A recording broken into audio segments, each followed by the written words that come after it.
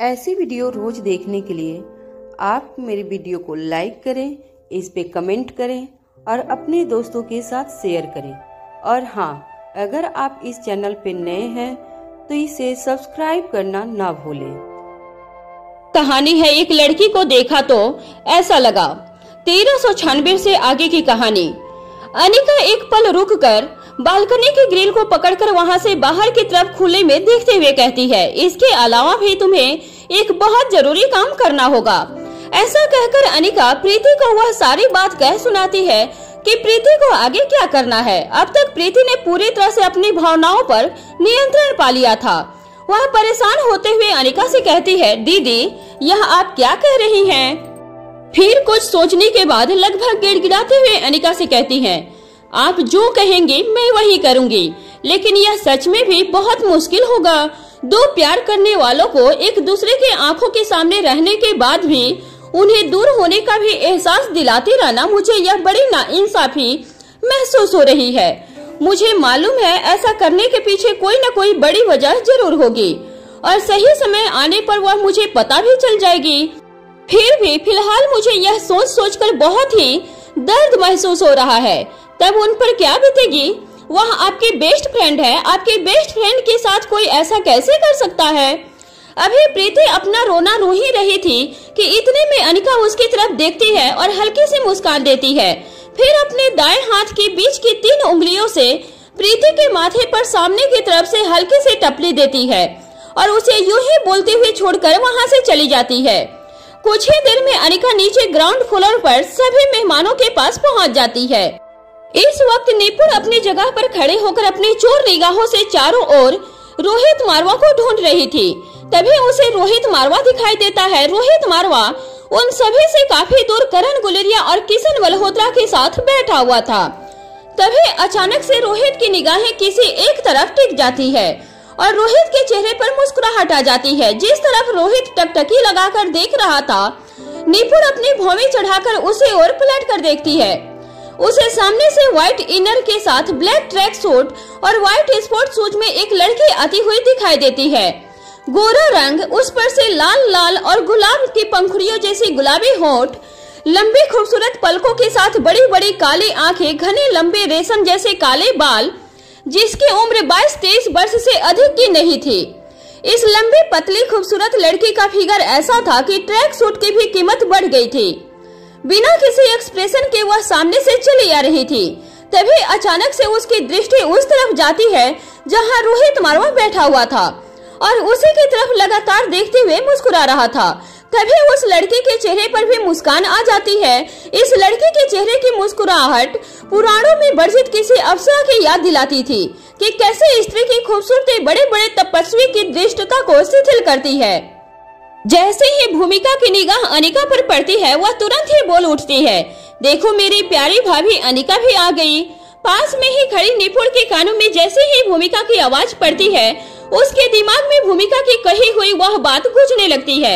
यह समझ लो कि जब तक वह यहाँ पर नहीं है तभी तक रोहित मारवा का ध्यान बाकी सब पर है।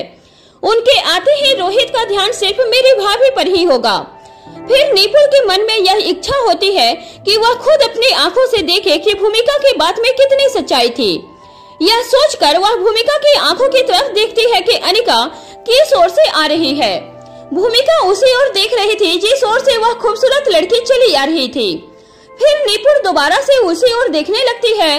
निपुण के मुंह से सहसा ही निकल जाता है, क्या यह लड़की मिसेज रोहित मारवा है? भूमिका बिना निपुण की तरफ देखे ही जवाब देती है, हाँ यही है मेरी भाभी अनिका गुलेरिया। भूमिका की बात सुनते ही निपुण को ऐसा लगता है जैसे उसे अपने सीने के अंदर छोटे छोटे कांटों के चुभने का एहसास हो रहा हो। उसके कान से धुआं निकल रहा हो, जिसकी तपन से उसके दिमाग को इरिटेशन महसूस हो रही हो। उसे गुस्सा आने लगता है, लेकिन वह अच्छी तरह जानती थी कि इस तरह का कोई भी भाव वह अपने चेहरे पर नहीं ला सकती। निपुण अपने एक हाथ की मुट्ठी बंद कर लेती है, फिर अपने चेहरे पर प्यारी सी मुस्कान लाकर कहती है, आपने सच कहा था, आपकी भाभी सच में बहुत खूबसूरत है। इनकी उम्र का अंदाजा नहीं लगाया जा सकता। ऐसा कहकर निपुण धीरे से पलट जाती है। इस वक्त उसका चेहरा उसी ओर था जिस तरफ रोहित बैठा हुआ था। अनिका को देखते ही रोहित अपनी जगह से यह कहकर खड़ा हो जाता है, एक्सक्यूज मी प्लीज, और फिर सामने की ओर बढ़ जाता है। तभी निपुण को रोहित सामने से अपनी ओर चलकर आता हुआ नजर आने लगता है। रोहित के चेहरे पर नजरें जाते ही निपुण का सारा गुस्सा, द्वेष भाव सब पल भर में छू हो जाते हैं। जैसे जैसे रोहित पास आता जाता है उसकी धड़कनें बढ़ती जाती है और हाथ पैर बिल्कुल ढीले पड़ जाते हैं। तभी कुछ ही पलों में रोहित उसके करीब पहुंच जाता है। निपुण की आंखें बड़ी हो जाती है। वह बिना पल के झपकाए रोहित की तरफ देखती रहती है।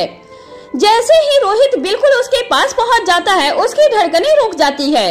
तभी रोहित उसके पास से होते हुए आगे की तरफ बढ़ जाता है। अब निपुण को अपनी स्थिति का एहसास होता है कि वह इस वक्त कहाँ खड़ी है।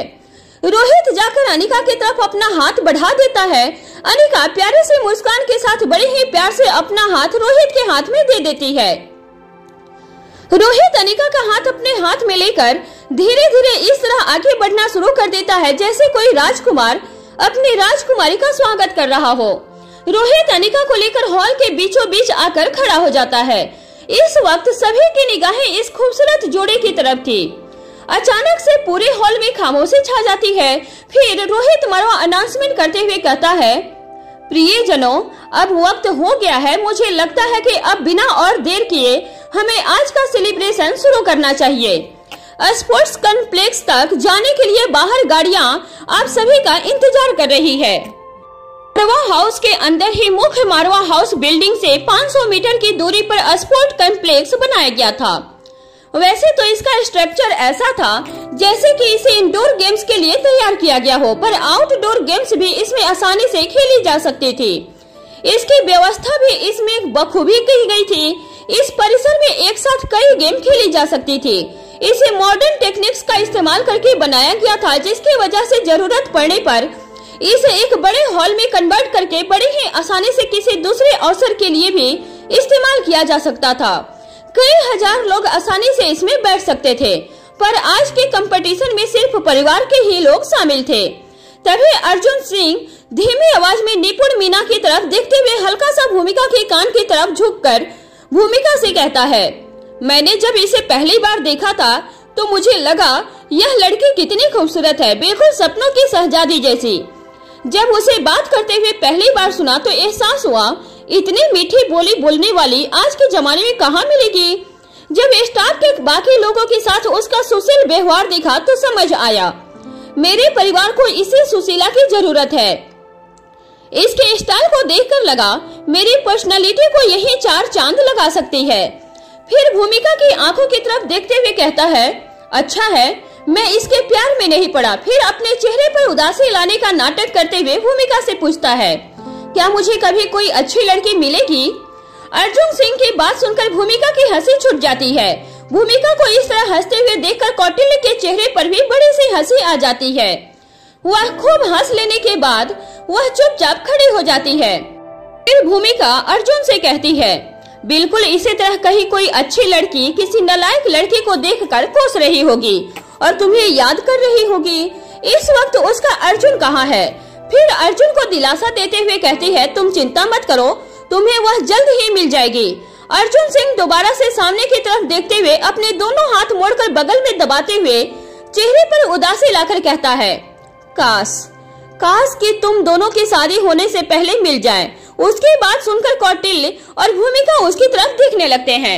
इसके बाद धीरे धीरे सभी उठकर गाड़ियों में बैठकर खेल परिसर के लिए निकल जाते हैं। खेल परिसर की सजावट सभी का मन लुभा रही थी। खेल परिसर में कुछ ही देर में सभी अपनी अपनी जगह पर बैठ जाते हैं। सभी के बैठ जाने के बाद एक वेल ड्रेस्ड खूबसूरत जोड़ा आकर एंकरिंग के लिए माइक संभालता है। Wish you all good morning with good luck. यह आवाज सुनते ही सभी का ध्यान सामने की ओर चला जाता है। तभी एंकर कहता है, खेल को खेल समझकर जीतने के लिए खेलिएगा, लेकिन इसे आखिरी जीत समझकर मत खेलिएगा। तभी लड़की एंकर कहती है, क्योंकि आपके सभी प्रतियोगी आपके अपने ही हैं, इसलिए सेफ्टी फर्स्ट। लड़का एंकर कहता है, शुरू करने से पहले कुछ छोटे मोटे रूल सेट किए गए हैं, आप सभी उन्हें ध्यान से सुन ले। तभी लड़की एंकर कहती है, क्योंकि हमारे सामने अपनी अपनी गेम के महारथी मौजूद हैं, इसलिए हार या जीत को तय करने के लिए समय की पाबंदी होगी। इसके अलावा खेलने के लिए मैदान में उतरा खिलाड़ी अपना कंपेटिटर खुद चुन सकता है और जिसे चुना जाएगा वह इनकार नहीं कर सकता। यानी कि अगर किसी को भी गेम खेलने के लिए चैलेंज मिलता है तो उसे वह एक्सेप्ट करना होगा और खेलने के लिए आगे आना ही होगा। तभी लड़का एंकर कहता है, आपके सामने डिस्प्ले बोर्ड पर उन सभी खेलों के नाम दिखाए जा रहे हैं जिनकी प्रतियोगिता में आज आपको भाग लेने का अवसर मिलेगा। आप सभी अपने पसंदीदा गेम का चुनाव करके अपने अपने नाम यहाँ रखे हुए बॉक्स में डाल सकते हैं। तभी लड़की एंकर कहती है, प्रिय खिलाड़ियों, आज की खेल प्रतियोगिता में इस बात का विशेष ध्यान रखा गया है कि हमारे विशेष देखभाल के अंतर्गत आने वाले खिलाड़ी भी भाग ले सकें। कम से कम किसी एक खेल में भाग लेना अनिवार्य है। ज्यादा से ज्यादा पार्टिसिपेशन के लिए कोई सीमा नहीं है। आप सभी खेलों में भाग ले सकते हैं। आज के विशेष देखभाल के अंतर्गत आने वाले खिलाड़ी ज्योत्सना, राजलक्ष्मी और श्रेया थे। एंकर की घोषणा कर देने के कुछ ही देर के बाद कुछ नौकर अपने हाथों में ट्रे लेकर परिवार के सदस्यों के पास पहुंच जाते हैं। इन ट्रे में पेन और पेपर रखे हुए थे। परिवार के सभी सदस्य अपने अपने पसंद और सुविधा के हिसाब से खेल का चुनाव कर लेते हैं और पेपर पर अपना नाम लिखकर उसे मोड़ देते हैं। सामने एक लंबी सी टेबल पर कई सारे बॉक्स रखे हुए थे और उन पर अलग अलग खेलों के नाम लिखे हुए थे। सभी सदस्य अपनी अपनी जगह से उठकर अपने नाम बॉक्स में डालकर आ जाते हैं। जब हलचल पूरी तरह से शांत हो जाती है तब लड़का एंकर शतरंज नाम के बॉक्स को उठाकर उसमें से सभी प्रतियोगियों के नाम बाहर निकाल देता है। फिर कहता है, हमारे पहले कंपटीशन का नाम है चेस। शुरुआत बच्चों से की जाएगी और बाद में उनमें से कंपटीशन करने का मौका बड़ों को भी मिलेगा, पर यह नियम सिर्फ शतरंज के लिए है, बाकी खेलों के लिए नहीं है। ऐसा इसलिए है क्योंकि यह खेल दिमाग की ताकत का है और न जाने हमारे बीच कौन नायाब दिमाग लेकर आया होगा। यह सुनते ही सभी के बीच हलचल होने लगती है। तभी लड़की एंकर कहती है, एक मिनट, अभी और एक खास बात आप लोगों के लिए जानना बहुत जरूरी है। हमारी इस प्रतियोगिता के जज होंगे मिस्टर करण गुलेरिया। तालियों से उनका स्वागत कीजिए। जब करण गुलेरिया उठकर आगे आ जाते हैं तब लड़का एंकर कहता है, इस खेल में एक कंडीशन रखी गई है जिसके अनुसार आपके पास अपनी चाल चलने के लिए अधिक से अधिक 90 सेकंड का वक्त होगा। तभी लड़की एंकर करण गुलेरिया की तरफ देखते हुए घोषणा करती है, यस गुलेरिया, आर्यन मारवा, एलेक्जेंडर, निपुण मीना और मिस्टर रोहित मारवा इस गेम के पार्टिसिपेंट हैं। इसकी शुरुआत कर रहे हैं हमारे नन्हे चैंपियन यस गुलेरिया और एलेक्जेंडर। यह सुनते ही परिसर तालियों की आवाज से गूंजने लगता है। यहाँ ओंकार की आंखें लगातार प्रीति को खोज रही थी। तभी पीछे से उसके कंधे को छूकर हाथ हटाने का एहसास होता है। स्पर्श भार से ही वह समझ जाता है कि उसके पीछे प्रीति है। वह बिना देखे ही बोल पड़ता है, अब तक कहाँ थी? इतना कहकर वह प्रीति की ओर मुड़ जाता है। प्रीति के लाख छुपाने पर भी उसके चेहरे की घबराहट को ओंकार की आंखें आसानी से देख सकती थी। अब वह अपना सवाल बदलकर कहता है, तुम इतनी बेचैन क्यों दिखाई दे रही हो? प्रीति को कुछ समझ नहीं आता कि वह अपनी व्यथा कैसे सुनाए, इसलिए वह जवाब देती है, बस थोड़ा सा सब्र करो, मेरी यह बेचैनी तुम तक बहुत जल्दी पहुंचने वाली है। प्रीति की बात सुनकर ओंकार के चेहरे पे बड़ा सा प्रश्न चिन्ह दिखाई देने लगता है। प्रीति अपने चेहरे पर मुस्कान लाते हुए कहती है, छोड़ो इन सब बातों को और बताओ कि तुम किस गेम में पार्टिसिपेट कर रहे हो। वहीं अब तक निपुण मीना इस बात को अच्छी तरह समझ चुकी थी कि भूमिका और अर्जुन सिंह लगातार उस पर नजर बनाए हुए हैं। वह बिल्कुल भी नहीं चाहती थी कि किसी को भी उस पर जरा सा भी गलत तरह का शक हो सके। इसलिए रोहित मारवा का नाम सुनने के बाद भी उसके चेहरे पर कोई भाव दिखाई नहीं देता, लेकिन अंदर ही अंदर उसे बहुत खुशी महसूस होने लगती है और वह मन ही मन कहती है, मैंने यह शतरंज सिर्फ इसलिए सीखी थी क्योंकि तुम्हें यह खेलना पसंद है। रोहित मारवा, मुझे शतरंज में हराना आसान नहीं है, लेकिन तुमसे जीतकर खुद से हार जाना वाजिब न होगा। फिर रोहित के पास बैठी हुई अनिका को देखकर रोहित के बारे में सोचती है, चाहे जीतूं या हारूं, पर इसी बहाने आज सालों के इंतजार के बाद कुछ पल तुम्हारे साथ तुम्हारे पास बैठने का मौका तो मेरे पास जरूर होगा। आज नहीं तो कल हम दोनों के बीच से इस अनिका को हटना ही होगा। यश और अलेक्जेंडर के बीच गेम शुरू होने से पहले ही अलेक्जेंडर यश से कुछ खुसफुसाकर बातें करने लगता है। फिर एंकर के पास माइक पर पहुंच जाता है। उसके बाद अलेक्जेंडर माइक पर अनाउंस करते हुए कहता है, क्योंकि यह गेम खासकर रिया और यश के लिए है, इसलिए हमारे आज की गेम की शुरुआत होगी रिया और यश के कंपटीशन के साथ। उन दोनों में से जो भी जीतेगा उसके साथ मेरी प्रतियोगिता होगी। अलेक्जेंडर की बात सुनते ही रिया अपनी जगह पर खड़ी हो जाती है और अपने दोनों हाथ अपनी कमर पर रखते हुए अलेक्जेंडर को घूरने लगती है। तभी अलेक्जेंडर अपने दोनों हाथ ऊपर करके हैंड्सअप का पोज देते हुए कहता है, आई एम सो सॉरी, पर इसमें मेरी कोई गलती नहीं है। यश चाहता है कि वह इस गेम की शुरुआत तुम्हारे साथ करे। Rule is rule. जिसे भी गेम खेलने के लिए चैलेंज मिलेगा उसे एक्सेप्ट करना ही होगा।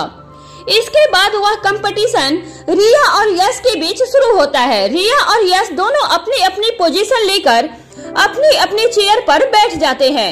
उनके बीच में एक चकोर मेज रखी गई थी जिस पर शतरंज की बिसात थी। पहले चाल चलने का मौका रिया को मिलता है। इस वक्त उसके मन में ख्याल आता है, काश मैं अपने दोनों भाइयों के साथ कभी कभी चेस खेल लेती तो आज ऐसी स्थिति पैदा नहीं होती। उनके लाख कहने पर भी मैंने कभी उनकी बात नहीं सुनी थी। अब कौन सा मूव ठीक होगा मुझे कुछ नहीं पता। इतनी देर में यश अपनी मूव सोच लेता है और अपनी पहली चाल चलता है। रिया फिर से अपनी चाल चलती है और सोचती है, क्या रिया द चैंपियन को अपनी पहली ही गेम में हार का सामना करना होगा। इतनी देर में यश फिर से अपनी चाल चलता है। रिया एक बार फिर अपनी चाल चलती है और सोचती है, कोई बात नहीं, अगर मैं हार भी जाऊंगी तो फाइनल जीत तो मेरे भाइयों की ही होगी। It's okay.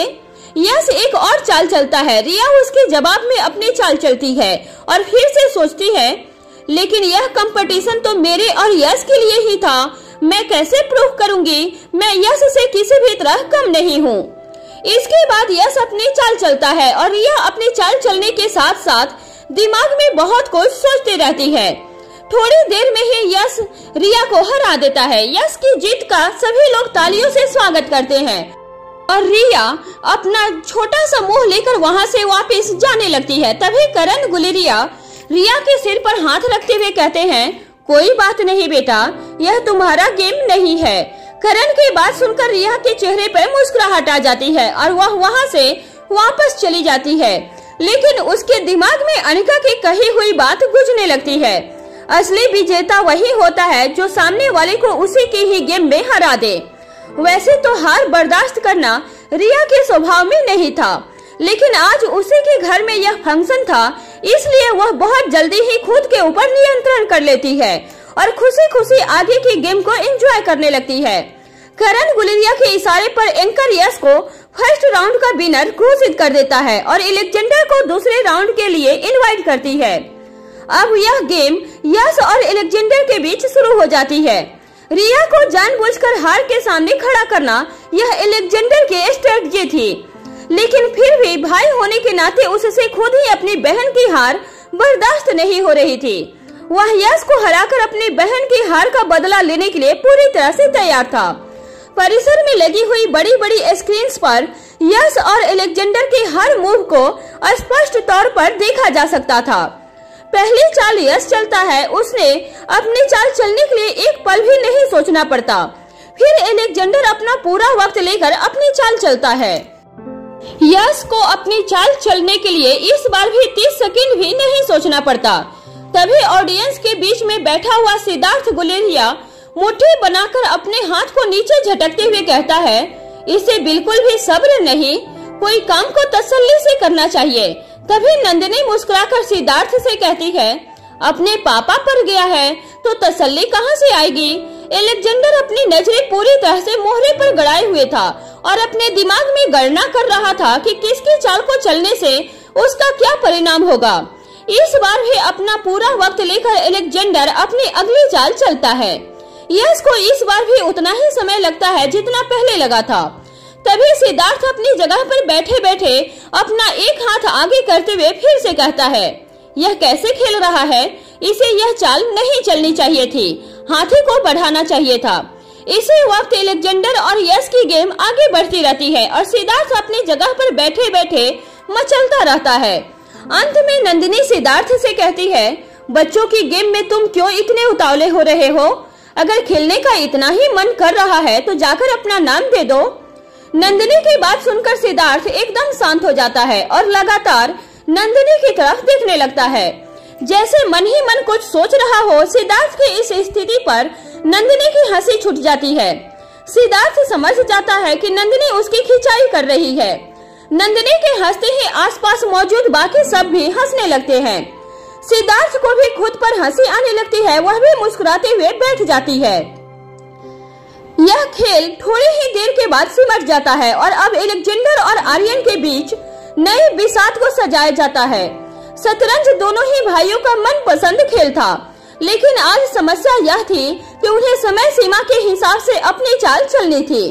अगर यही खेल वह अपने कमरे में खेल रहे होते तो एक ही बिसात पर कई कई दिन तक खेलते रहते।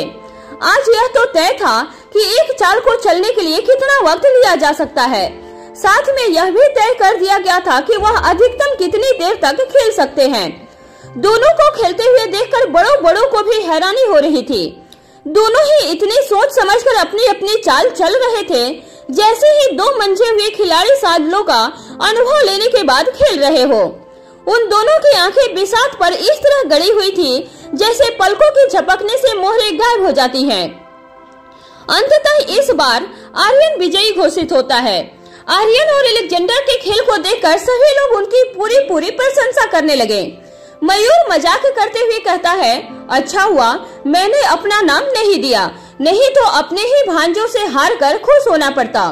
तभी किशन मल्होत्रा मुस्कुराते हुए कहता है, दोनों ही भाई बहुत अच्छा खेलते हैं।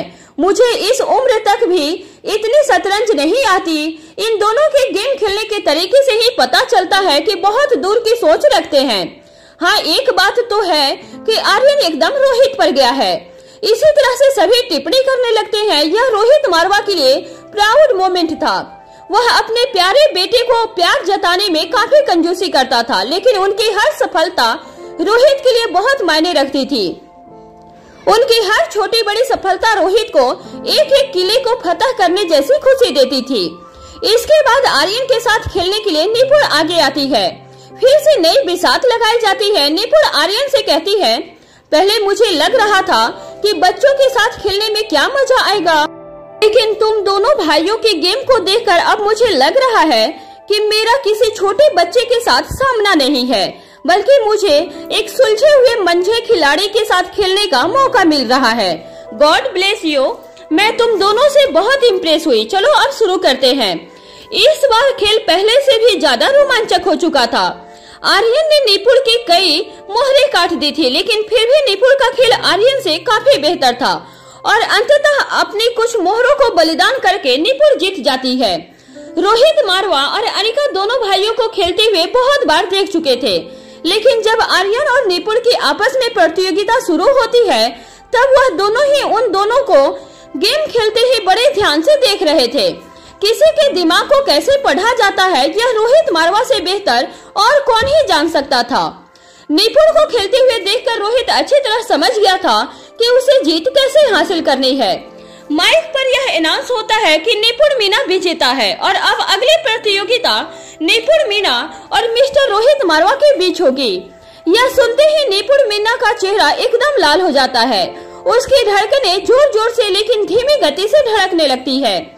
उसके हाथ और पैर ठंडे पड़ जाते हैं। उसका गला सूखने लगता है। उसे अपने होंठ और दांतों के झंझनाहट महसूस होने लगते हैं। इस वक्त निपुण ऐसा महसूस कर रही थी जैसे किसी भक्त को भगवान का सानिध्य मिलने वाला हो। उसकी जिंदगी की सारी मनोकामनाएं पूरी होने वाली हो। खुशी के मारे उसे अपनी सुध बुध ही नहीं रही हो। निपुण अपनी जगह पर ही बैठी हुई थी और रोहित मारवा अपनी जगह से उठकर गेम खेलने के लिए निपुण मीना के सामने आकर खड़ा हो जाता है। यह निपुण मीना की जिंदगी में पहली बार था जब वह रोहित मारवा को अपने इतने नजदीक से देख रही थी। निपुण फटी हुई आंखों से रोहित मारवा के चेहरे की ओर देखती रहती है। रोहित को अपने पास खड़ा देखकर अपने होशो हवास में नहीं होने के बावजूद भी सहसा ही चुपचाप अपनी जगह पर खड़ी हो जाती है।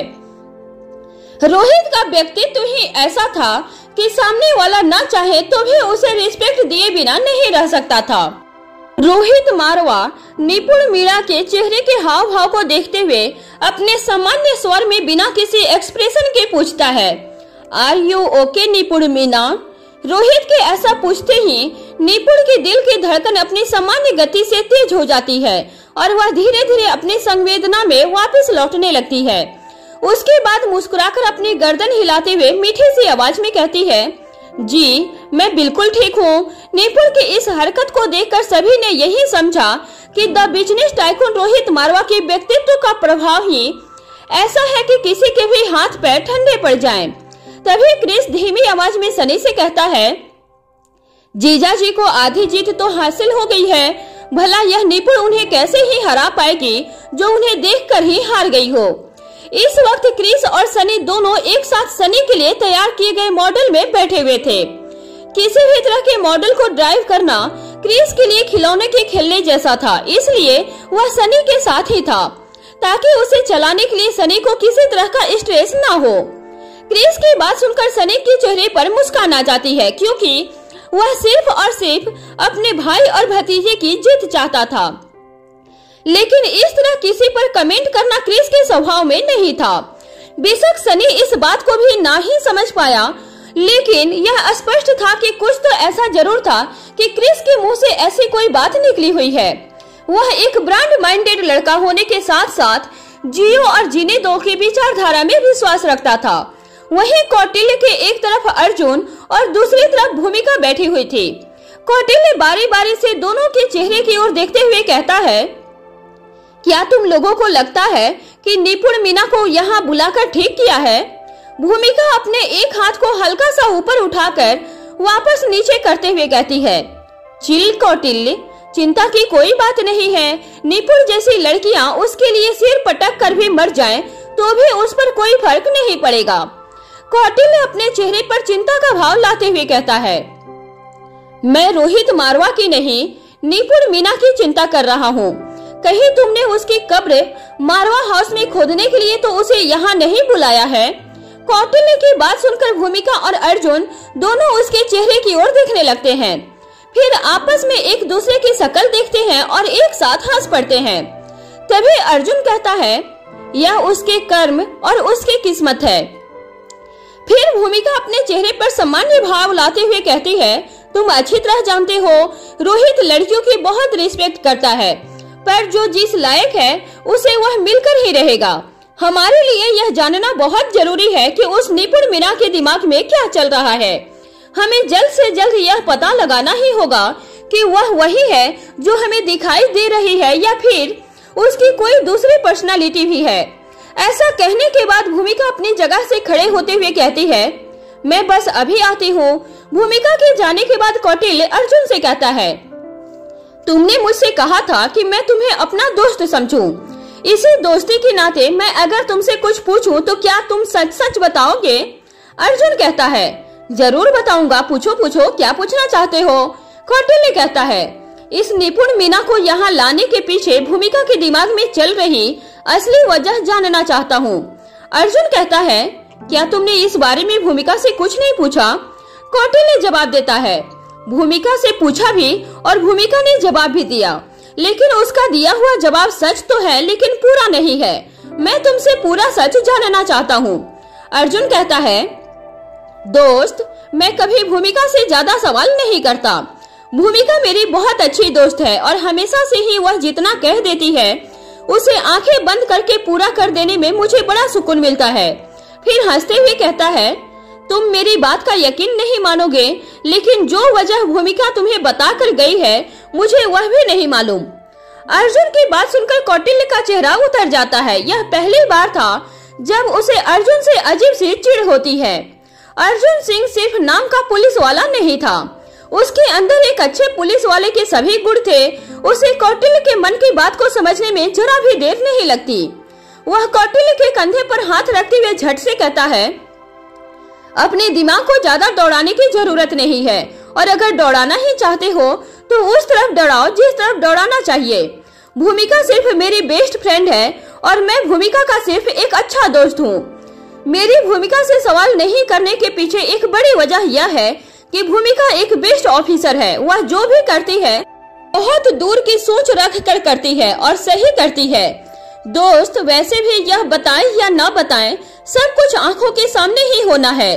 सब कुछ खुद ब खुद पता चल जाएगा तो फिर भूमिका को इरिटेट करने का कोई मतलब नहीं बनता। मुस्कुराते हुए आगे कहता है, फिर तुम तो जानते ही हो आजकल भूमिका को गुस्सा कुछ ज्यादा ही आने लगा है। फिर एक पल रुक कर आगे कहता है, इसके अलावा दोस्त हूँ मैं उसका, अभी नहीं तो थोड़ी देर के बाद ही सही, घूमते फिरते उसके दिमाग में जो चल रहा है वह बता ही देगी। ऐसे में थोड़ा सब्र कर लेने में क्या बुराई है। यह सब कहने के बाद वह अपना हाथ कौटिल्य के कंधे से हटा लेता है और अपना चेहरा सामने करके बैठ जाता है। फिर कुछ सेकंड के बाद सामने देखते हुए ही कहता है, कौटिल्य, भूमिका तुमसे कहे या ना कहे मैं अच्छी तरह जानता हूँ कि वह सिर्फ तुम्हारी है। इसके बाद कौटिल्य और अर्जुन दोनों ही खामोश होकर सामने की ओर देखने लगते हैं। इस वक्त तक सनी के माता पिता और भूमिका के माता पिता भी ऑडियंस में शामिल होने के लिए पहुंच चुके थे। मारवा परिवार के कुछ अन्य सदस्य भी उन्हीं के साथ साथ इस प्रतियोगिता में शिरकत करते हैं। आशा, मारवा और अनिका अपनी जगह से उठकर उनके पास पहुंच जाते हैं और उन सभी का स्वागत करते हैं। उन सभी के अपनी अपनी जगह पर बैठ जाने के बाद आशा मारवा उन्हें प्रतियोगिता में भाग लेने के लिए अपने नाम देने के लिए कह देती है। तब तक आर्यन रोहित और निपुण मीना के पास से वापस अपनी जगह पर जा चुका था, लेकिन इससे पहले कि गेम शुरू होती रिया वहां रोहित के पास पहुंच जाती है। पहले वह हल्के से रोहित का हाथ खींचती है और 2 कदम दूर जाकर खड़ी हो जाती है। रोहित समझ जाता है कि रिया उससे कुछ कहना चाहती है। वह अपनी जगह से खड़े होते हुए निपुण से एक्सक्यूज मी कहकर रिया के पास पहुंच जाता है और रिया के चेहरे की तरफ हल्का सा झुक जाता है। रिया अपनी धीमी आवाज में रोहित से कहती है, डैड, मुझे पता है आप ही जीतेंगे, लेकिन फिर भी मेरे भाई की हार का बदला आपको लेना ही होगा। मैं अच्छी तरह जानती हूँ यह सिर्फ एक गेम है जिसे पर्सनली नहीं लेना चाहिए, लेकिन फिर भी मुझे बहुत अच्छा नहीं लगा। रोहित मुस्कुराकर रिया के गाल पर हाथ रखता है और अपनी गर्दन को हल्का सा झुकाकर वापस ऊपर करते हुए कहता है, जो आदेश मेरी राजकुमारी। इसके बाद रिया ऑल द बेस्ट डैड कहकर अपने चेहरे पर बड़ी सी मुस्कान लेकर उछलते हुए वहां से वापस चली जाती है। गेम शुरू होती है। निपुण चाहती थी कि वह इस गेम को ज्यादा से ज्यादा देर तक खींच कर रख सके, लेकिन रोहित मारवा के पास ज्यादा देर तक होना उनके नसीब में नहीं था। जितनी देर उसे आर्यन को हराने में लगी थी, रोहित ने उसके आधे से भी कम वक्त में निपुण मीना को हरा दिया था। कुछ ही चालों में निपुण मीना की रानी रोहित के कब्जे में थी। जैसे ही रोहित ने चेकमेट कहा, वैसे ही रोहित की जीत की खुशी में सभी लोग तालियां बजाने लगते हैं। रिया अपनी जगह पर खड़े होकर अपने दोनों हाथों को हवा में उछालकर ऊपर की ओर सीधे करके जोर जोर से शोर मचाने लगती है। निपुण को इस वक्त अपने ऊपर बड़ी ही खींच उठ रही थी। निपुण मीना इतनी कच्ची खिलाड़ी भी नहीं थी कि इतनी आसानी से उसे हराया जा सके, लेकिन वह खुद नहीं समझ पा रही थी कि ऐसा कैसे हुआ। दरअसल उसका दिमाग स्थिर नहीं था, जिस वजह से वह रोहित को अच्छा कंपटीशन नहीं दे पाई थी। ना तो वह जीत सकी और न ही रोहित के साथ ठीक से कुछ पल खेल सकी। उसे इस बात का बिल्कुल भी दुख नहीं था कि वह हार गई है। उसे अफसोस था तो सिर्फ इस बात का कि वह पहला मौका था जब वह रोहित को इम्प्रेस कर सकती थी, और वह भी हाथ से निकल गया। पर उसे इस बात का एहसास हो जाता है कि रोहित एक माहिर खिलाड़ी है, उसे मात देना आसान काम नहीं है। तभी वह मन ही मन खुद से कहती है, रोहित मारवा को बिना हराए हासिल करना संभव नहीं है, अब तुम्हें कुछ और सोचना होगा। निपुण मुस्कुराते हुए अपनी जगह पर वापस चली जाती है। बस उसे सुकून था तो सिर्फ इस बात का कि हारने के बाद रोहित मारवा ने उससे हाथ मिलाया। वह बार बार अपने हाथ की तरफ देखकर मन ही मन सुकून महसूस कर रही थी, लेकिन इस बार उसने अपने चेहरे से अपने मन के किसी भाव को प्रकट नहीं होने दिया। करण गुलेरिया के इशारे पर एंकर घोषणा करता है, आज की चेस की गेम के विजेता हैं मिस्टर रोहित मारवा। फिर अपनी बात को आगे बढ़ाते हुए कहता है, अगला गेम किन्हीं दो खिलाड़ियों के बीच नहीं खेला जाएगा, बल्कि उसे खेलने के लिए दो दो खिलाड़ियों की जरूरत होगी। मतलब यह है कि वह एक कपल गेम होगी।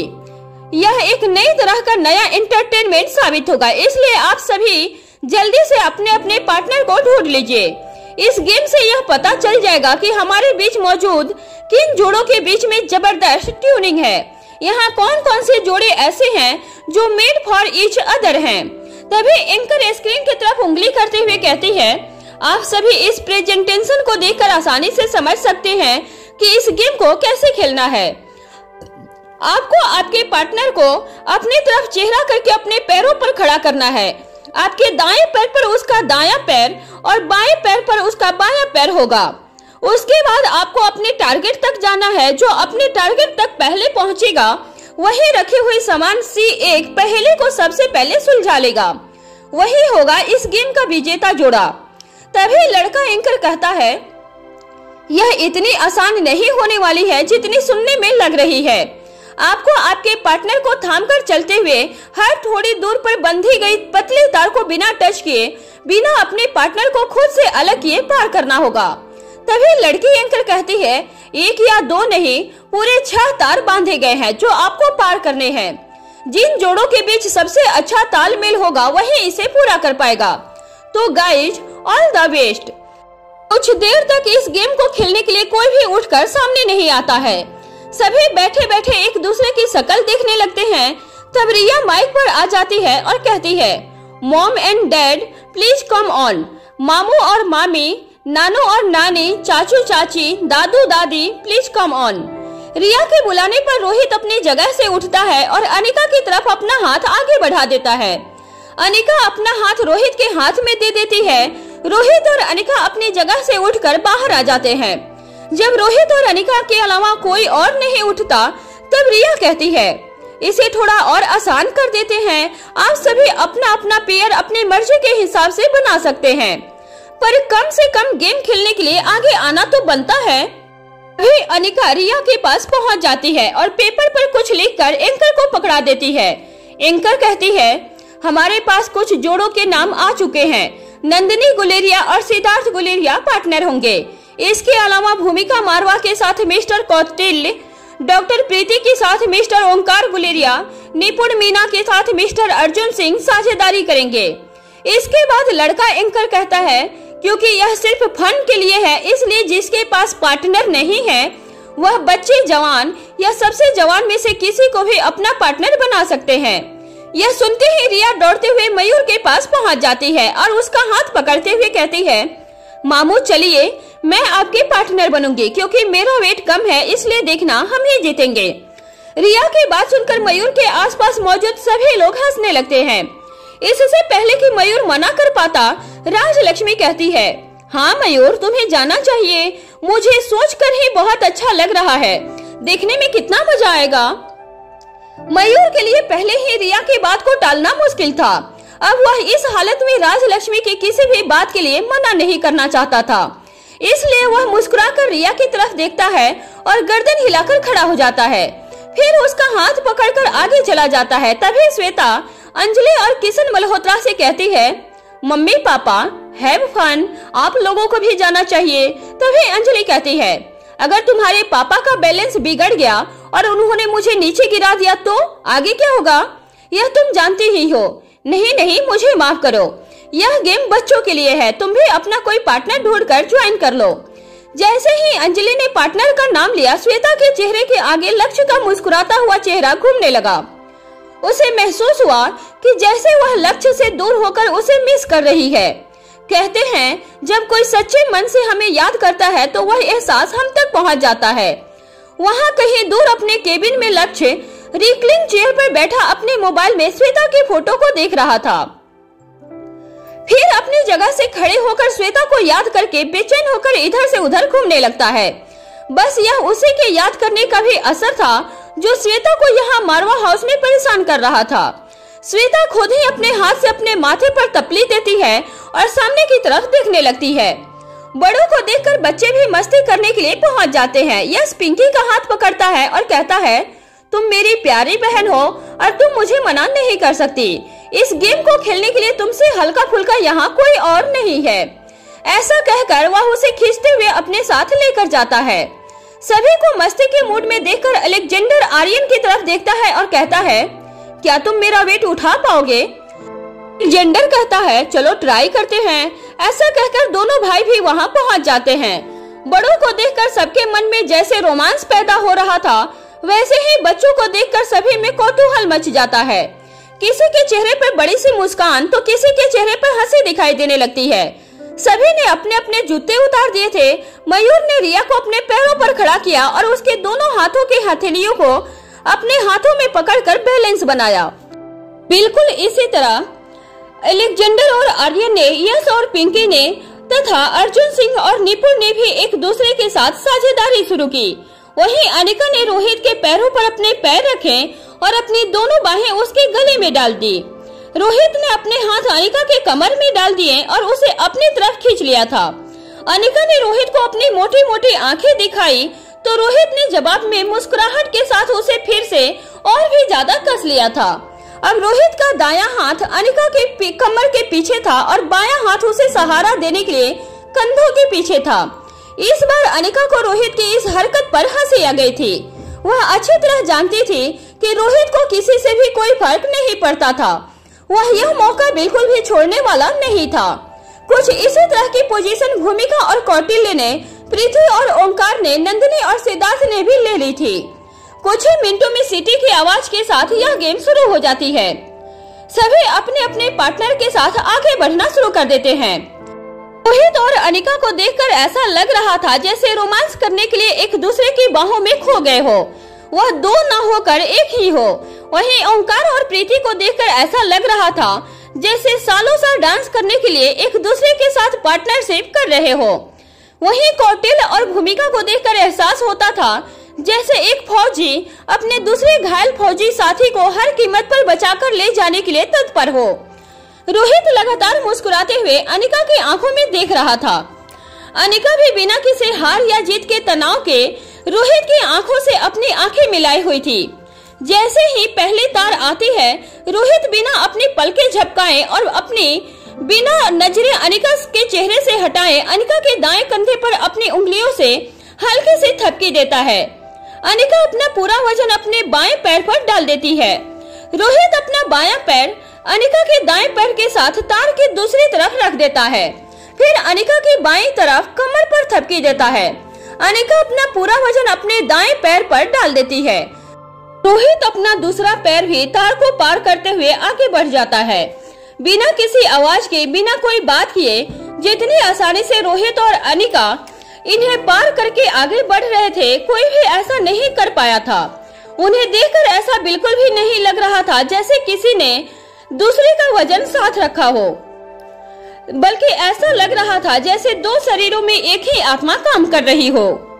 इसी तरह आगे बढ़ते हुए यश और पिंकी सिर्फ 2 तारे पार कर पाते हैं और फिर बैलेंस बिगड़ने से लुढ़क जाते हैं।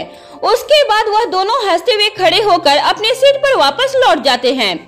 आर्यन और अलेक्जेंडर की ट्यूनिंग काफी अच्छी थी, लेकिन एक दूसरे को देखने के चक्कर में तीसरे तार से चौथे तक नहीं पहुंच पाए। गिरने के बाद वह दोनों भी खड़े होकर अपने कपड़े झाड़ते हुए एक दूसरे को देखकर हंसने लगे। वह दोनों भी बाहर जाकर एक तरफ खड़े होकर गेम को देखकर एंजॉय करने लगते हैं। मयूर और रिया सबसे आगे थे, लेकिन चौथे तार को पार करने के बाद आर्यन और अलेक्जेंडर को देखकर दोनों मामा भांजे की हंसी छूट जाती है, जिसकी वजह से वह 5वीं तार को छूकर आउट हो जाते हैं। सिद्धार्थ और नंदिनी भी चौथे तार तक ही पहुंच पाते हैं। निपुण, मीना और अर्जुन सिंह 5वीं तार तक पहुंच जाते हैं, लेकिन निपुण का ध्यान हर वक्त रोहित और अनिका पर होने की वजह से वह भी आउट हो जाते हैं। रिया, आर्यन और अलेक्जेंडर तीनों अपने मॉम डैड को जीतते हुए देखने के लिए वहीं पर ही साथ साथ में खड़े हो जाते हैं और बीच बीच में हुटिंग और चीयर अप करते हुए कम ऑन डैड मॉम कहकर शोर मचाने लगते हैं। यह खेल देखने में जितना आसान लग रहा था, खेलते वक्त उतना ही मुश्किल साबित हुआ, पर इसे सभी खूब एंजॉय कर रहे थे। जो खेल रहे थे वह भी और जो देख रहे थे वह भी। फाइनली सबसे पहले अनिका और रोहित सभी तारों को पार करके अपनी पहेली तक पहुंच जाते हैं। रोहित धीरे से अनिका की कमर से अपनी पकड़ ढीली करता है। अनिका भी मुस्कुराते हुए धीरे से अपने पैर जमीन पर रखती है और फिर पीछे हट जाती है। फिर दोनों वहां रखे हुए पहेली के पेपर को उठाते हैं और उसे खोलकर पढ़ने लगते हैं, जिस पर लिखा था मात्र मां से उत्पन्न देवों में प्रथम। सवाल पढ़कर दोनों में से किसी को भी एक पल के लिए भी सोचना नहीं पड़ा। पहेली को पढ़ते ही अनिका के मुंह से निकलता है गजानंद और रोहित के मुंह से निकलता है उमानंदन। दोनों एक दूसरे को देखकर हंस पड़ते हैं। फिर रोहित वहां रखा हुआ पेन उठाता है और उसके ऊपर लिखता है उमानंदन गजानन। फिर उसे वापस रखने के बाद अनिका का हाथ पकड़कर अपनी सीट पर वापस जाने लगता है। फिर चलते हुए धीरे से अनिका से कहता है मुझे बिल्कुल नहीं लगा था कि इस तरह भी किसी चीज में तुम्हारा इंटरेस्ट हो सकता है। अनिका रोहित की तरफ देखने लगती है। रोहित कहता है मेरा मतलब है कि तुम्हें ऐसे किसी सवाल का जवाब पता होगा। अनिका बदले में केवल मुस्कुरा देती है। वह दोनों ही अपने सभी कामों और तनावों को छोड़कर आज के दिन को भरपूर जी रहे थे। साथ ही एक दूसरे की कंपनी को खूब एंजॉय कर रहे थे। इसके बाद भूमिका, कौटिल्य और प्रीति और ओंकार साथ में ही अपने सवालों तक पहुंचते हैं। भूमिका अपनी पहेली को खोलती है। उसमें लिखा हुआ था पिता से उत्पत्ति वो देव सेनापति। सवाल पढ़कर भूमिका कौटिल्य की तरफ देखने लगती है। कौटिल्य कहता है मुझे इसका उत्तर आता है पर नाम याद नहीं आ रहा और अपने दिमाग पर जोर डालने लगता है। तभी प्रीति और ओंकार अपनी पहेली को पढ़ते हैं, जिस पर लिखा था श्वेतांबरे बीड़ा पाड़ी बुद्धि प्रदा। ओंकार प्रीति की शकल दिखने लगता है। प्रीति मुस्कुराकर कहती है मुझे इसका उत्तर पता है और झट से पेन उठाकर उस पर लिख देती है माँ सरस्वती। फिर दोनों वहां से लौट जाते हैं। उधर कौटिल्य भूमिका से कहता है वह शिव पुत्र है। भूमिका कहती है गणेश। कौटिल्य कहता है नहीं दूसरे वाले। उसके बाद भूमिका और कौटिल्य एक साथ बोल उठते हैं कार्तिकेय। इसके बाद कौटिल्य उत्तर लिख देता है। उसके बाद वह दोनों भी अपनी सीट पर वापस चले जाते हैं। एंकर कहती है क्योंकि पहेलियों को खुद आयशा मारवा जी ने लिखा था, इसलिए सिर्फ वही बता सकती हैं कि विजेता कौन है। स्वागत कीजिए आयशा मारवा जी का। कुछ देर तक एंकर और आयशा मारवा के बीच बातचीत होती है। उसके बाद माइक पर अनाउंस कर दिया जाता है प्रथम विजेता है अनिका गुलेरिया और मिस्टर रोहित मारवा। दूसरे विजेता हैं प्रीति और ओंकार गुलेरिया और हमारे तीसरे विजेता हैं भूमिका मारवा और मिस्टर कौटिल्य। सभी लोग खुशी से तालियां बजाने लगते हैं। बच्चे अपनी जगह पर उछल उछल कर शोर मचाने लगते हैं। इसके बाद एंकर सभी को चीयर अप करते हुए कहता है हमारी अगली गेम हमारे नन्हे चैंपियन के बीच एक रेस कंपटीशन होगी। इसके बाद माइक पर सभी के नाम अनाउंस कर दिए जाते हैं। थोड़ी ही देर में सभी रेसिंग ट्रैक पर पहुंच जाते हैं। रिया, पिंकी, यश, आर्यन, एलेक्जेंडर सभी अपने अपने ट्रैक पर पोजीशन लेकर झुक जाते हैं। सीटी की आवाज के साथ रेस शुरू हो जाती है। आर्यन और रिया के मुकाबले एलेक्जेंडर शरीर से ज्यादा ताकतवर दिखाई भी देता था और साथ ही उसका स्टेमिना भी बहुत बढ़िया था। एलेक्जेंडर की कुछ आदतें रोहित मारवा से मिलती थी तो कुछ आदतें अनिका से। फिजिकल फिटनेस के मामले में वह रोहित पर गया था। वह हमेशा समय पर अपनी रूटीन एक्सरसाइज पूरी करता था। उसे जब भी मौका मिलता वह ग्राउंड पर रनिंग करना पसंद करता था। वहीं अगर आर्यन की बात की जाए तो वह मार्शल आर्ट का प्लेयर था, जिसकी वजह से उसे लगातार घंटों तक प्रैक्टिस करने की आदत थी। इसलिए आर्यन का स्टेमिना भी काफी अच्छा था। वहीं यश के शरीर में पैदाशी चुलबुलाहट थी। वह कभी भी एक जगह पर टिक कर नहीं बैठता था, जिसकी वजह से उसका स्टेमिना काफी अच्छा था। लेकिन वह शरीर के मामले में अपनी उम्र के लड़कों से काफी ज्यादा बड़ा लगता था। अब देखना यह था कि रिया ने इस कंपटीशन के लिए क्या तैयारी की थी। इस रेस का परिणाम क्या होने वाला था। रिया का कहना था कि लड़के और लड़की ताकत और स्टेमिना के मामले में एक जैसे होते हैं और आज इसे साबित करने का दिन आ गया था। 600 मीटर की यह दौड़ बच्चों की हल्की हल्की रनिंग के साथ शुरू होती है। उन्हें देखकर ऐसा लग रहा था जैसे कोई किसी से जीतना ही नहीं चाहता। वह सभी मिलकर जॉगिंग पर निकले हैं। सभी के चेहरे पर मुस्कुराहट दिखाई दे रही थी। जैसे ही 100 मीटर की दूरी पूरी होती है उनके रनिंग के पैटर्न में बदलाव दिखाई देने लगता है और देखते ही देखते उनकी स्पीड बढ़ जाती है। उनकी इस स्ट्रेटजी को देखकर सभी ऑडियंस शोर मचाते हुए उनकी हौसला अफजाई करती है। कोई आर्यन का नाम लेकर शोर मचाता तो कोई अलेक्जेंडर का, किसी के मुंह से यश का नाम सुनाई देता तो कहीं से पिंकी के नाम की आवाजें लगती। तो कुछ लोग रिया का हौसला बढ़ा रहे थे। कभी आर्यन सबसे आगे होता तो कभी यश। अलेक्जेंडर लगातार उनमें से कुछ 2 कदम पीछे दौड़ रहा था। जैसे ही आखिरी 200 मीटर बचते हैं, अलेक्जेंडर अपनी स्पीड बढ़ा देता है और देखते ही देखते दोनों से आगे निकल जाता है। सबसे पहले रेस पूरी करके वह इस गेम का विनर बन जाता है। आर्यन और यश कुछ सेकेंड के अंतर पर क्रमशः दूसरे और तीसरे स्थान पर आते हैं। पिंकी उनमें काफी पीछे थी, लेकिन धीरे धीरे दौड़ते हुए वह अपनी रेस पूरी कर लेती है। इसकी वजह थी उसकी डांस प्रैक्टिस, जिस वजह से उसका स्टेमिना काफी अच्छा था। लेकिन रेस को जीता कैसे जाता है वह इस बारे में कुछ खास नहीं जानती थी। किंतु रिया 400 मीटर दौड़ने के बाद भी अपना पेट पकड़कर वहीं साइड में बैठ जाती है और रेस को पूरा भी नहीं कर पाती। रिया को इस तरह देखकर रोहित बेचैन हो जाता है। वह अपनी जगह से उठकर जैसे ही आगे बढ़ने की कोशिश करता है, अनिका उसका हाथ पकड़ लेती है और कहती है, मिस्टर मारवा, हमारी सारी प्लानिंग पर पानी फेरने की कोशिश मत कीजिए। रोहित पलटकर अचंभित आंखों से अनिका की तरफ देखता है। अनिका आगे कहती है, उसे एहसास होने दीजिए कि दी चैंपियन बनने के लिए उसे भी मेहनत करनी होगी।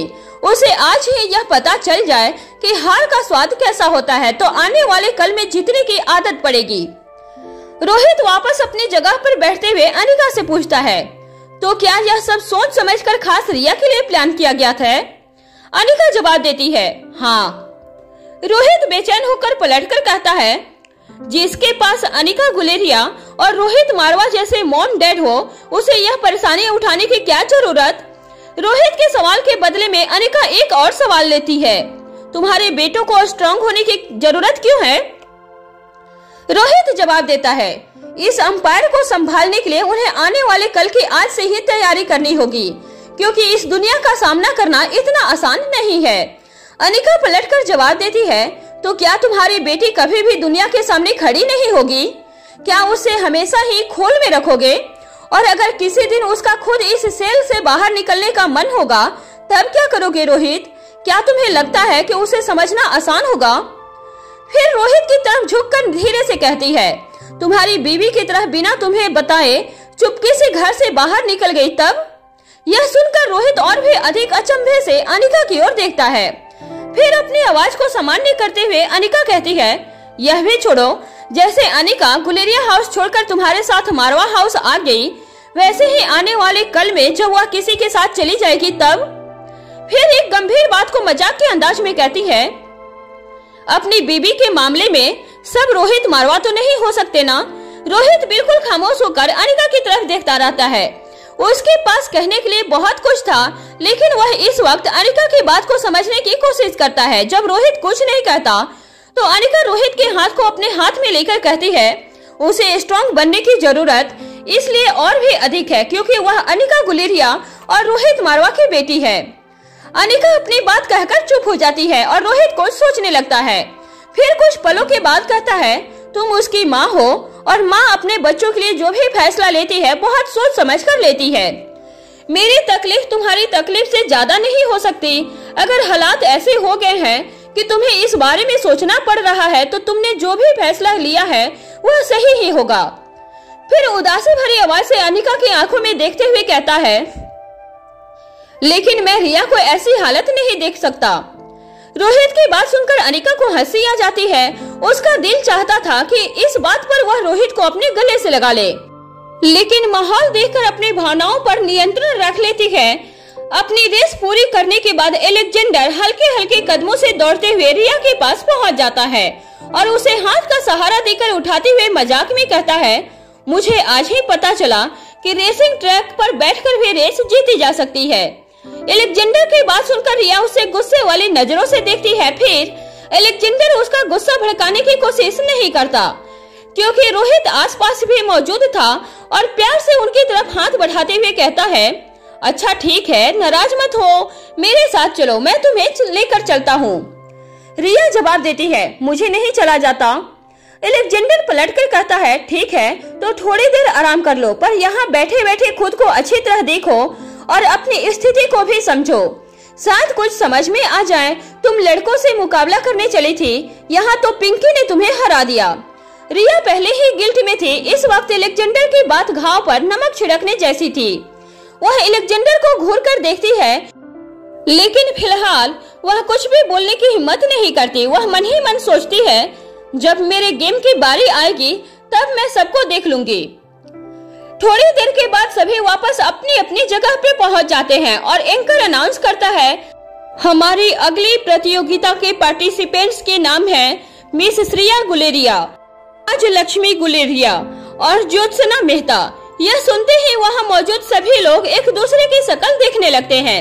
सभी के चेहरे पर प्रश्न चिन्ह देखकर एंकर कहती है, घबराइए मत, यह कोई रेस जैसी गेम नहीं है। हमारी प्रतियोगी अपनी जगह पर बैठकर इसे बड़े ही आराम से खेल सकेंगी। यह सिर्फ एक माइंड गेम है। आप यह भी कह सकते हैं कि किसकी मेमोरी कितनी तेज है। इस गेम में जीत इसी पर आधारित होगी। फिर अपनी बात को आगे बढ़ाते हुए स्क्रीन की ओर हाथ करके प्रतियोगियों को संबोधित करते हुए कहती है, सामने स्क्रीन पर आपको कुछ पिक्चर्स दिखाई जाएंगी। आप सभी को वह ध्यान से देखनी होगी। उसके बाद वही पिक्चर्स में से एक पिक्चर पजल आपको सेट करनी होगी। कहने का मतलब है कि यह एक पजल गेम है। यह सुनते ही सभी तालियां बजाकर तीनों का स्वागत करने लगते हैं। प्रीति, भूमिका और श्वेता मुस्कुराते हुए उन तीनों के पास पहुंच जाती हैं। फिर उन तीनों का हाथ पकड़कर खड़ा होने में मदद करती हैं और उनके साथ साथ सामने पहुंच जाती हैं। फिर उनको उनकी जगह पर बैठाकर वापस भी लौट जाती हैं। थोड़ी ही देर में टाइमर के साथ उसकी पजल सॉल्विंग गेम शुरू हो जाती है। वहां लगी हुई बड़ी बड़ी स्क्रीन पर उनके हर मूव साफ साफ दिखाई दे रही थी। हर बीतते हुए सेकंड के साथ साथ सभी के दिल की धड़कनें तेज हो रही थी। सभी एकदम खामोशी के साथ बड़े ही ध्यान से उनकी गेम को देख रहे थे और यह जानने के लिए एक्साइटेड थे कि विजेता कौन होगा। तभी मयूर अपनी जगह से उठ खड़ा होता है। मयूर राजलक्ष्मी का मनोबल बढ़ाने के लिए जोर से शोर मचाते हुए कहता है, come on Rajalakshmi, you can do it. लेकिन इससे पहले कि वह बोल पाता, उसे याद आता है कि उसके ऐसा करने पर श्रेया को आकाश की कमी महसूस होगी। उन दोनों के बीच कितना गहरा रिश्ता था, वह किसी से छिपा नहीं था। आकाश ने कभी किसी भी परिस्थिति में श्रेया को अकेला नहीं छोड़ा था। अगर आज वह यहाँ होता तो श्रेया की खुशी दुगुनी हो जाती। यह सब सोचकर मयूर अपने मन के भावों को मन में ही रख लेता है और अपनी जगह पर बैठकर चुपचाप स्क्रीन पर चलती हुई गेम को देखने लगता है। नई नई चीजों को याद रखने में राजलक्ष्मी को डॉक्टर होने की वजह से महारत हासिल थी, इसलिए वह सबसे पहले अपनी पजल सॉल्व कर लेती है। उसके 2 सेकंड के बाद श्रेया और उसके 2 सेकंड के बाद ज्योत्सना की पजल नियत समय से पहले सॉल्व हो जाती है। सभी तालियां बजाकर तीनों का उत्साह बढ़ाने लगते हैं। इन तीनों के चेहरे पर भी बड़ी सी मुस्कुराहट दिखाई देती है और उनके चेहरे को देखकर साफ पता चल रहा था कि उन्होंने अपनी गेम को खूब एंजॉय किया था। तभी एंकर तीनों विजेताओं का नाम घोषित करने के बाद अगली प्रतियोगिता के बारे में बताता है। हमारी अगली प्रतियोगिता है शूटिंग और 3 राउंड के बाद विजेता घोषित किया जाएगा। इसमें खास बात यह होगी कि पुरुष अपने पुरुष साथियों के साथ प्रतियोगिता करेंगे, स्त्रियां अपनी सहेलियों के साथ। तभी एंकर कहती है, हमारे पुरुष प्रतियोगियों के नाम है मिस्टर रोहित मारवा, मिस्टर कौटिल्य और मिस्टर अर्जुन सिंह। जैसे ही यह नाम अनाउंस होते हैं तभी रिया दौड़ती हुई रोहित और अनिका के पास पहुंच जाती है। रोहित अनिका से कहता है, मैंने अपना नाम नहीं दिया। तभी रिया पीछे की तरफ से रोहित के गले में अपनी दोनों बाहें डाल देती है और कहती है, आपका नाम मैंने दिया है डैड। फिर आगे की तरफ आकर अपने कमर पर एक हाथ रखकर मुस्कुराते हुए कहती है, मैंने आपको फाइटिंग करते हुए देखा है पर आपको फायरिंग करते हुए कभी नहीं देखा डैड, बस इसीलिए मैंने आपका नाम दे दिया। रोहित रिया को खींचकर अपनी गोद में बिठाते हुए कहता है, आज देख लेना। इसके बाद रिया वहाँ से दौड़ते हुए एंकर के पास पहुँच जाती है और फिर माइक पर रिक्वेस्ट करते हुए कहती है, नानू, मेरा मतलब है मेरे दोनों नानू, I mean करण नानू और किशन नानू, कम से कम आप दोनों लोग भी इसमें तो पार्टिसिपेट कर ही सकते हैं, बस खड़े होकर फायर ही तो करना है। रिया की बात सुनकर सभी ऑडियंस हंसने लगती है, क्योंकि देखने में ऐसा ही लगता है कि बस किसी खिलौने की तरह पिस्तौल को उठाना है और फायर कर देना है। लेकिन पिस्तौल के वजन के साथ अपने हाथ को स्थिर रखना एक लंबे अभ्यास के बाद आता है, और उसमें भी एक अच्छा निशानी होना एक विशेष हुनर है। रिया के बुलाने के बाद किशन मल्होत्रा और करण गुलेरिया दोनों ही अपनी अपनी जगह से खड़े हो जाते हैं और मुस्कुराते हुए प्रतियोगिता में भाग लेने के लिए चल पड़ते हैं। करण गुलेरिया के उठते ही पूरा गुलेरिया परिवार शोर मचाकर अपनी खुशी जताने लगता है और करण की हौसला अफजाई करता है। तभी एंकर कहती है, अब यह गेम हमारी सोच से भी ज्यादा इंटरेस्टिंग होने वाली है। तालियों से स्वागत कीजिए हमारे सभी प्रतियोगियों का। तभी एंकर अनाउंस करते हुए कहता है, वैसे तो शूटिंग के रूल्स आप सभी जानते ही होंगे, लेकिन फिर भी सभी श्रोतागणों के लिए मैं बता दूं कि टारगेट के बीचों बीच बनी हुई काली गोल जगह पर फायर करने पर 10 अंक होंगे, और जैसे जैसे उस काले निशान से आपका निशाना दूर लगेगा उतने उतने मिलने वाले अंक कम होंगे। तभी 3 राउंड में से पहला राउंड ग्रुपिंग फायर होगा, यानी कि प्रतियोगी की सभी गोलियां जितना छोटा ग्रुप बनाएंगी उतने अधिक अंक होंगे, और उनका ग्रुप जितना बड़ा बनेगा उतने ही कम अंक होंगे। प्रतियोगिता के शुरू होने से पहले सभी प्रतियोगियों को एक राउंड प्रैक्टिस के तौर पर फायर करने के लिए भी मिलेगा। इसके बाद प्रतियोगी अपनी अपनी पिस्तौल से अच्छी तरह वाकिफ हो जाएंगे, तब अगले दोनों राउंड टारगेट पर अच्छे राउंड होंगे, जिसमें से दूसरे राउंड में सर्किल टारगेट होगा, जबकि तीसरे में टारगेट पर आदमी बना होगा।